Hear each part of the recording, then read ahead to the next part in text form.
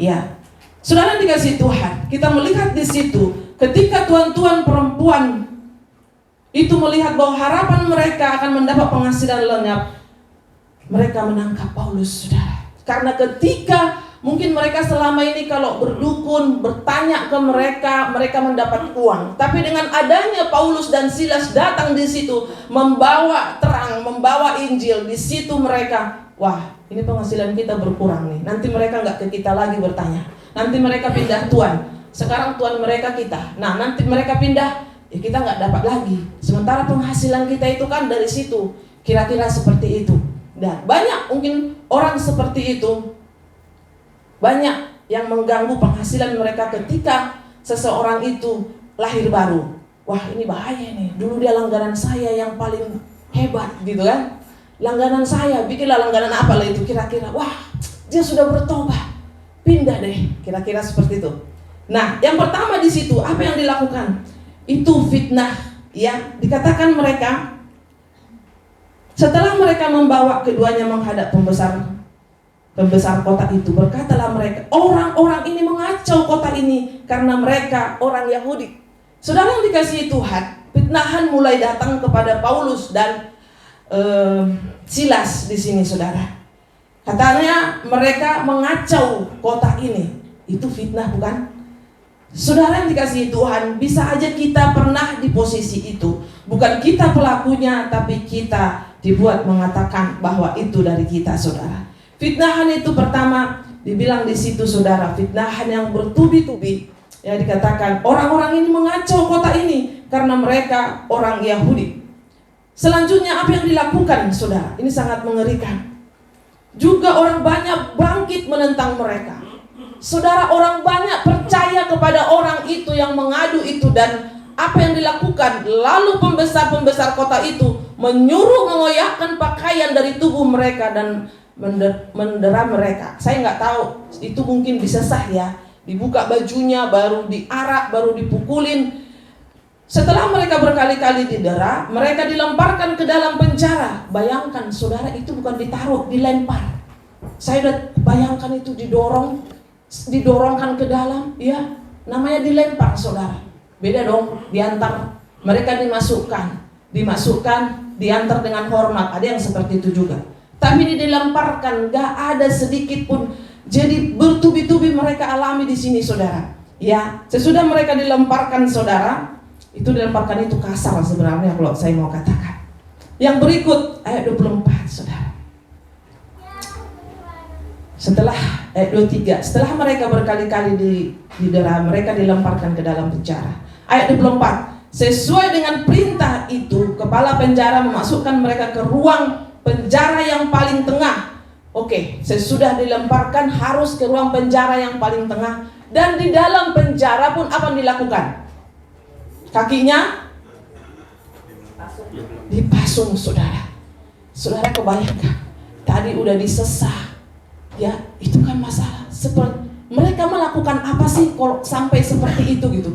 Di dalam bayangan kita mungkin pernah melakukan satu kesalahan kecil, tapi itu bertubi-tubi disalahkan ini dan ini dan ini dan ini.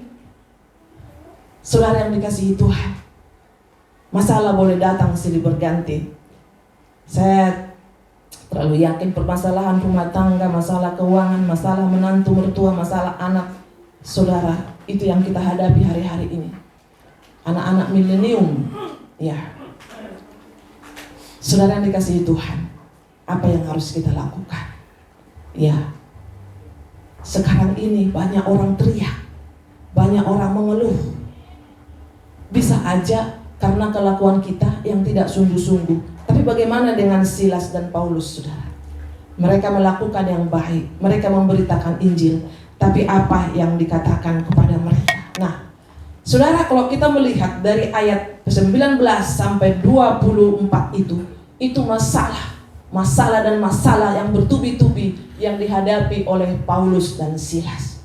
Mari kita lihat apa yang mereka lakukan. Nah, ini dia. Makanya judulnya itu kuasa doa dan pujian. Di dalam permasalahan kita saat ini, saudara, tidak ada jalan lain. Doa dan naikkan pujian kepada Tuhan. Itu yang saya katakan. Ketika hatimu galau, jangan pasang lagu-lagu yang membuat galau. Aduh saudara. Ya. Jadi kemarin ada acara ponakan. Jadi ada nyanyi gitu. Ayo Bu Ida lagu Batak gitu kan. Walaupun itu pesta ponakan kami. Itu kan ayo Bu Ida merdua holong. Merdua holong. Saya dengar aja lagu itu saudara, maksudnya. Tapi satu teks pun saya tidak hafal. Satu bait pun dari lagu-lagu itu tidak hafal lagi saya saudara. Cuman kalau orang nyanyi saya bisa ngikut-ngikut. Karena saya bukan di situ lagi. Hati-hati kita terlena dengan lagu-lagu dunia. Saya mau katakan saudara. Hati-hati kita terlena saudara. Kita bisa terlena gara-gara lagu. Tapi kalau kita hanyut di dalam pujian menyembah kepada Tuhan, wah indah banget saudara. Ya, ku telah mati dan tinggalkan cara hidupku yang lama. Wow, terima kasih Tuhan. Firman-Mu berkata kau besertaku. Banyak lagu-lagu ini. Hati-hati saudara. Ayo Bu Ida, ayo dah. Enggak hafal sih. Kalau hafal mungkin saya maju aja saudara. Hiburan dalam hati saya. Tapi enggak tahu. Ayolah satu bait pun saya tidak hafal. Ya, kalau demam panggung sih saya enggak demam panggung, mau nyanyi aja nggak apa-apa gitu kan. Tapi nggak tahu lagunya saudara. Itu yang saya katakan. Tapi puji-pujian apa yang kita naikkan kepada Tuhan? Ayat 25. Tetapi kira-kira jam berapa saudara? Tengah malam. Ya, sembahyang. Paulus dan Silas berdoa dan menyanyikan puji-pujian kepada Allah, dan orang-orang hukuman lain mendengarkan mereka. Saudara tahu, ketika kaki sudah dibelenggu, ketika tidak bisa lagi bergerak dan ada di penjara di tengah, saya udah bayangkan mungkin gak ada di situ lagi, udara pun udah pengap saudara. Tapi apa? Mulut masih bisa memuji Tuhan. Saya terkesan saudara. Di ibadah pagi kami ada 7 orang lansia di situ, termasuk bapak yang usia 83 tahun. Saya bersyukur, walaupun mata saya tidak bisa lagi melihat dengan jelas, tapi kuping saya masih ada setiap pagi mendengarkan firman Tuhan. Saya hitung-hitung ada umur 70-an berapa, umur 2 orang. Selainnya kami lah anak-anak umur 50-an. Setiap pagi saudara, pujian itu saudara. Ya, pujian itu. Ada seorang ibu lagi tiba-tiba dia menyanyi. Apa tanggapanmu, apa responmu dengan firman Tuhan pada pagi hari? Dia menyanyi saudara, dan suaranya juga lumayan bagus. Pagi-pagi 5:30 dia menyanyi saudara. Dia disuruh respon firman Tuhan, tapi dia menyanyi.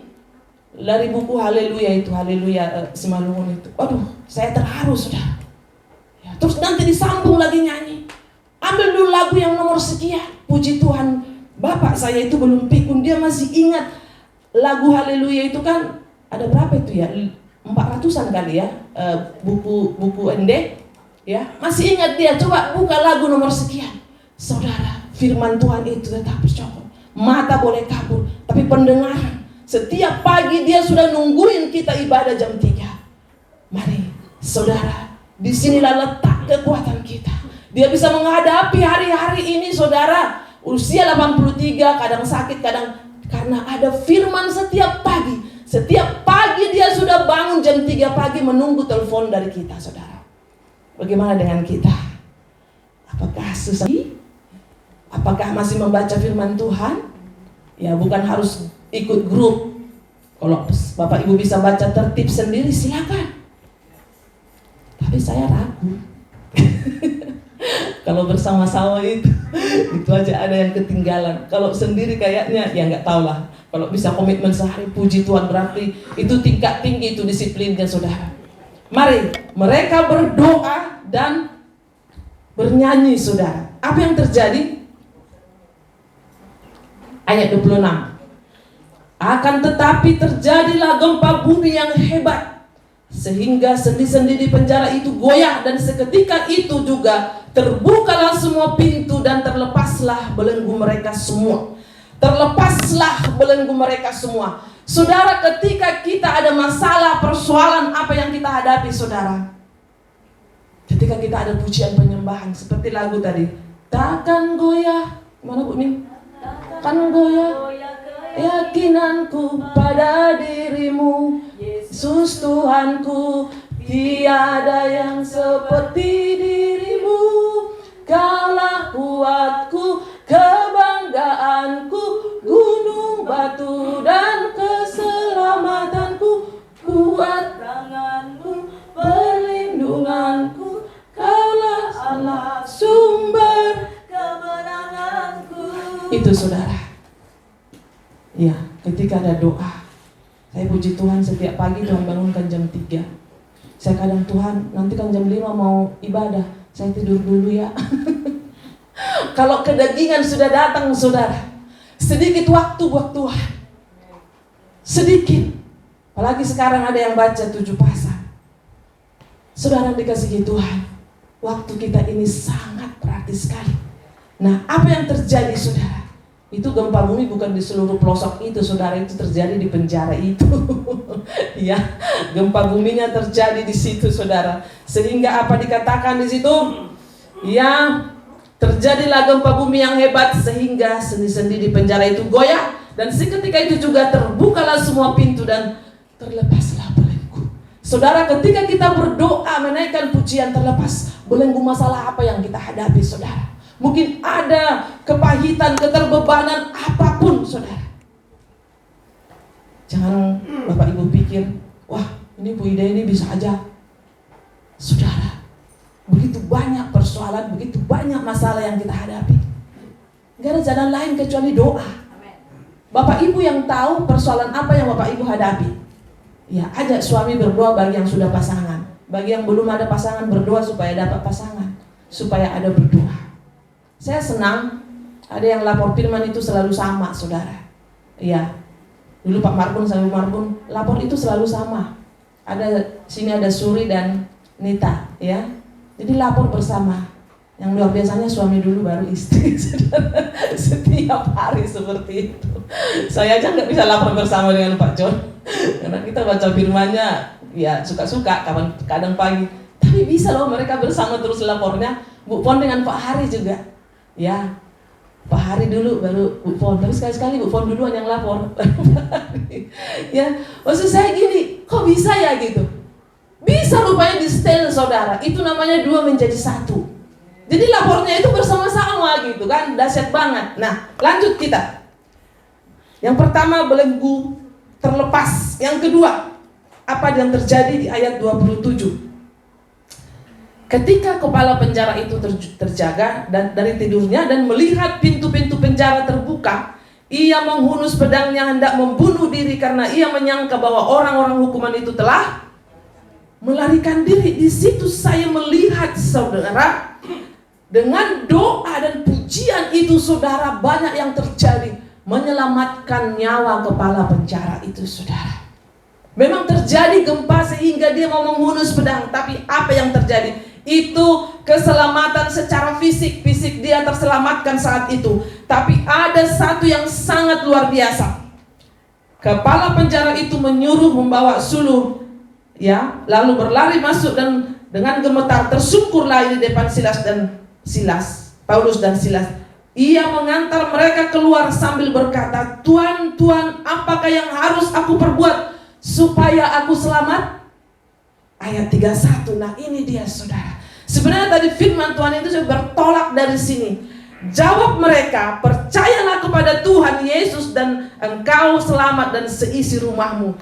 Ini saudara sangat luar biasa. Bisa kita bayangkan, mereka di dalam penjara, kaki dibelenggu, tapi terjadi terobosan yang sangat luar biasa melalui doa dan pujian. Masalah apa yang kita hadapi saat ini, Bapak Ibu?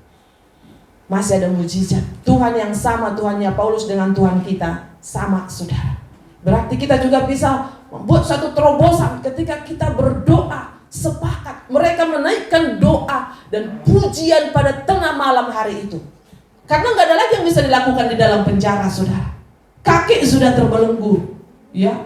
Kalau mau dipikir dipasung kaki, udah kebayang ya dipasung ya. Kalau zaman dulu kita lihat gambarnya pasung kaki terus duduk, pasung kaki. Berarti ngapain bisanya? Maaf kata, disitulah buang air besar, disitulah buang air kecil. Apa yang terjadi? Mereka bisa berdoa dan seisi penjara itu mendengarkan Bisa aja mereka bilang gini, aneh ini orang, udah di penjara, udah kaki seperti itu. Demikian juga dengan kita dalam dunia ini, saudara. Udah masalahnya begitu. Rajin ke gereja. Berdoa lagi. Saudara, doa ini mengingatkan kita. Seharusnya doa malam di tempat Ibu Teli itu tidak muat lagi. Tapi kenapa ya melangkah ke rumah doa itu kok susah ya? Ya, kita doa jam 8 sampai jam 9. Luar biasa, saudara. Apa karena tempatnya terlalu jauh di bawah? Ya, apa kita mau berdoa di sebelah lagi? Saudara yang dikasihi Tuhan, berdoa cukup sedikit. Kenapa kadang terobosan itu tidak terjadi, saudara? Ya, cari Tuhan lagi butuh saja. Udah kejepit Tuhan. Tapi kalau kita siang dan malam terus, tadi malam di Pemuda saya cukup diberkati dengan hambanya yang bawa firman, Ibu Winda. Katakan, kalau kau mengakui Dia dalam segala lakumu, maka Ia akan meluruskan jalanmu. Jadi yang bikin jalan kita belok-belok siapa? Kita, saudara. Jangan pernah salahkan Tuhan. Jangan pernah salahkan situasi, lingkungan, suami dan lain-lain. Sebenarnya kalau kita mengakui Dia dalam segala laku kita, maka Ia akan meluruskan jalan kita. Saya sudah sering dengar firman itu, tapi tadi malam ketika hambanya bawa firman itu, iya ya, kenapa kadang permasalahan saya nggak tuntas-tuntas? Kenapa ya begini-begini? Itu tadi, saudara, doa dan pujiannya tidak serius. Sadar nggak itu? Ada amin? Saudara yang dikasihi Tuhan. Iya, aminnya kepaksa, kata Pak Marbun. Baca firmannya juga kepaksa mungkin. Kalau udah lagi ada masalah, mana yang cocok dengan permasalahan saya? Buka, nggak cocok. Buka, aduh, nggak cocok ini. Mana? Oh, ketemu Filipi 4. Segala perkara dapat kutanggung di dalam Dia yang memberikan kekuatan. Ini baru cocok. Terus buka lagi. Hai suami, kasihilah istri. Bagaimana saya mengasihi? Dia pun nggak bisa diatur. Terus, hai suami, istri, tunduklah kau. Bagaimana aku tunduk? Dia pun nggak gereja. Dikasih tahu begini. Jadi jangan kita comok-comok firman Tuhan itu, saudara, untuk kepentingan kita. Tapi kalau sudah dalam masalah, kita doanya doa yang egois, saudara. Kenapa saya bilang doa egois? Tuhan itu diperintahkan kayak pengawal. Tuhan, aku lagi seperti ini. Siapkan uang kuliah anakku, uang sekolah anakku. Mau masuk sekolah ini Tuhan. Tuhan gini. Tapi kalau tiap hari kita ada doa, pujian dan penyembahan, yakin ada terobosan. Ada amin? Jadi jangan kita lagi butuh aja datang melapor. Siap, lapor. Saudara yang dikasihi Tuhan, siapapun kalau mengerjakan dengan serius, pasti Tuhan cukupkan semuanya. Ada amin? Saya melihat hari-hari ini, saudara, begitu luar biasa. Banyak kebutuhan, tapi saya lihat berkat ada saja, saudara. Dari barat, timur, utara, selatan, Tuhan perintahkan masuk ke dalam pundi-pundi kita di rumah. Tapi jangan setengah-setengah. Percayalah, doa dan pujian naikkan di dalam rumahmu. Ini sendi-sendi penjara terjadi gempa bumi dan semua. Bukan hanya melepaskan dia, saudara, semua yang di penjara itu. Ada apa ini? Itu hanya doa Paulus. Dan doa kita, pujian kita berdampak bagi bangsa kita ini. Ada amin? Itu dia, saudara. Makanya, ya, terus apa yang terjadi lagi? Itu membawa pertobatan untuk satu keluarga yang sangat luar biasa. Jawab mereka, percayalah kepada Tuhan Yesus Kristus, engkau akan selamat, engkau dan seisi rumahmu. Wah, luar biasa, saudara. Lalu mereka memberitakan firman Tuhan kepadanya dan kepada semua orang yang ada di rumahnya. Pada jam itu juga kepala penjara itu membawa mereka dan membasuh bilur mereka. Seketika itu juga ia dan keluarganya memberi diri dibaptis. Ternyata, saudara, jiwa itu yang pekerjaan Tuhan. Penting kita berdoa. Ya, sebentar. Mungkin Bapak yang baru bergabung kemarin boleh berdiri di tempat supaya mumpung lagi saya ingat. Untuk Pak Rudi sekeluarga boleh berdiri, Pak. Ini jemaat yang baru bergabung. Itu Pak Rudi, mungkin sering lihat mukanya Pak Rudi. Dan juga Pak Romanus juga. Ini juga sering datang, tapi kemarin sudah mengikrarkan masuk. Ayo Pak berdiri supaya kenal. Jadi jemaat. Nah, yang sana Pak Rudi, tahu kan yang selalu di situ? Itu dia. Nah, yang Pak Romanus juga ya. Kemarin sudah satu lagi Ibu Desi. Nggak datang ya Pak ya? Iya, Ibu Desi Mandagi. Jadi 3 keluarga kemarin bergabung, saudara. Tiap hari kita sama Pak Rudi say hello, halo Pak, shalom. Saudara yang dikasihi Tuhan, waktu Tuhan waktu yang terbaik. Iya. Jadi nanti kalau ada sesuatu, cari Pak Rudi di pos di depan. Ya, aman. Haleluya. Ya, puji nama Tuhan. Apa yang terjadi sesudah itu, saudara? Membawa pertobatan satu keluarga itu dari doa dan pujian. Paling luar biasa ayat 39. Ya, biar cepat. Mereka datang minta maaf lalu membawa kedua rasul itu keluar dan memohon supaya mereka meninggalkan kota itu. Di ayat 37 dikatakan gini, tetapi Paulus berkata kepada orang-orang itu, tanpa diadili mereka telah mendera kami warga negara Roma di muka umum lalu melemparkan kami ke dalam penjara. Sekarang mereka mau mengeluarkan kami dengan diam-diam. Tidak mungkin. Di situ saudara, Paulus dan Silas enak aja kira-kira seperti itu. Kemarin kami diarak, terus didera, ditelanjangin, dimasukkan, dilemparkan ke penjara. Panggil mereka. Saudara, Tuhan sanggup membalikkan keadaan. Ada amin? Itu maksud saya. Tuhan sanggup membalikkan keadaan. Bayangkan seisi kota itu saudara mengarak mereka, dibuka bajunya, dikoyakkan bajunya. Tapi apa saudara dikatakan? Panggil mereka. Luar biasa saudara. Doa dan pujian itu bisa membalikkan keadaan. Kita bisa umpamanya kita difitnah, diapain, tapi Tuhan sanggup untuk membalikkan keadaan. Saudara yang dikasihi Tuhan, di dalam penggembalaan kami sudah sering mengalami seperti itu. Ya 16 tahun gereja ini saudara, disalah mengerti, disalah pahami itu sudah biasa. Tapi waktu yang menjawab, Tuhan sanggup membalikkan, mengubahkan segala sesuatu. Di dalam persoalan hidup kita saudara, Tuhan sanggup yang tidak ada menjadi ada. Ini saudara apa yang dikatakan? Panggil mereka, bahkan mereka harus minta maaf dulu kepada mereka saudara. Luar biasa. Ayat 39 ini saya akan baca. Mereka datang minta maaf lalu membawa kedua rasul itu keluar dan memohon supaya mereka meninggalkan kota itu. Benar-benar saudara,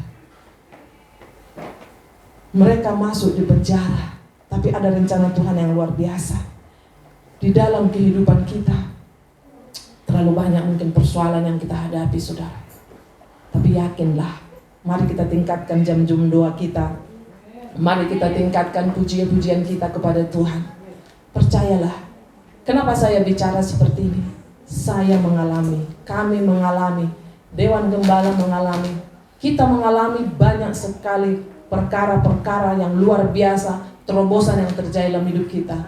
Tingkatkan jam doa, tingkatkan pujian. Hadir di doa-doa malam, hadir di konsel-konsel saudara. Ya, hadir di konsel saudara. Saya katakan ini proyek surgawi. Gak tahu kemarin di Cemerlang saya bilang, jangan pikir 2 pasal, 3 pasal, 5 pasal, 7 pasal. Ini Bu Ida kurang kerjaan kali ya. Saudara, ini proyek surgawi. Kalau Anda bisa menyelesaikan proyek sebuah pembangunan gedung dengan cepat, kenapa gak bisa selesaikan proyek ini saudara? Ini proyek menuju ke sana saudara. Ya, banyak yang kita lakukan dalam dunia ini yang sebenarnya bersifat sementara, tapi kita push waktu kita ke situ.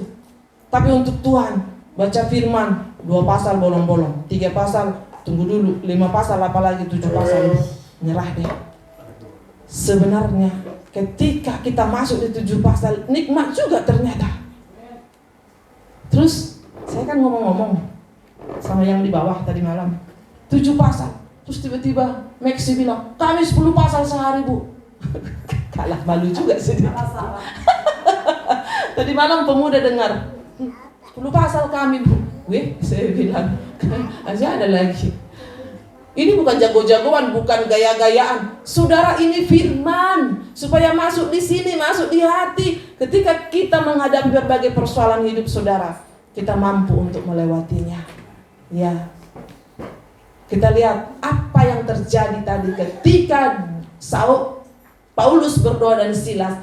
Banyak terobosan yang terjadi, belenggu semua terlepas, menyelamatkan nyawa kepala penjara. Yang ketiga, membawa pertobatan satu keluarga seisi rumahnya. Yang keempat, mampu membalikkan keadaan. Ayat yang kelima saudara, ayat 40. Lalu mereka meninggalkan penjara itu dan pergi ke rumah Lydia, dan setelah bertemu dengan saudara-saudara di situ dan menghiburkan mereka, berangkatlah kedua. Saudara, ketika mereka keluar dari penjara, mereka singgah di rumah Lydia itu saudara, mereka memberikan kesaksian, menghiburkan mereka yang di situ saudara. Sekian banyak kehidupan kita yang kita alami, ya sebenarnya itu menjadi kesaksian, ya banyak menjadi kesaksian saudara. Persoalan yang kita hadapi, ketika kita cerita kepada orang, ternyata itu jadi berkat buat dia. Iya ternyata masalahku belum seberapa dibandingkan dengan masalahmu gitu saudara. Makanya pada pagi hari ini kiranya kita meningkatkan doa-doa kita, pujian kita, karena ada kuasa dalam pujian. Itu dia saudara.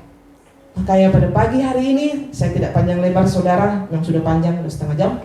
Kita bersyukur saudara. Kita diingatkan lagi ketika saudara, Bapak Ibu bayangkan Paulus dan Silas di dalam penjara. Ketika hatimu terbelenggu, hatimu seperti di penjara, masalahmu sepertinya tidak ada jalan keluar, sepertinya sudah tertutup semuanya saudara. Tapi di dalam doa dan pujian, semua terbuka, terlepas, dan hidupnya mereka menjadi berkat. Tuhan Yesus berkati kita semua. Shalom, mari kita berdoa. Terima kasih Tuhan untuk pagi hari ini. Kami sangat bersyukur menyelamatkan jiwa-jiwa ya Tuhan, melepaskan segala belenggu-belenggu apapun yang kami alami Tuhan Yesus. Terima kasih Bapa untuk firman-Mu pada pagi hari ini. Kami percaya firman-Mu ini menjadi kekuatan, menjadi rema di dalam kehidupan kami, menjalani hari-hari kami ke depan Tuhan. Yang kami lihat bukan semakin enak, tapi kami tahu penyertaan-Mu sempurna atas kami, sehingga kami cakap menanggung segala perkara. Dan di dalam semuanya itu kami bisa melewati semua itu bersama dengan Tuhan, karena Engkau selalu ada bagi kami. Terima kasih Tuhan, kami responi firman-Mu pada pagi hari ini. Dalam nama Yesus kami sudah berdoa mengucap syukur. Semua yang percaya kita katakan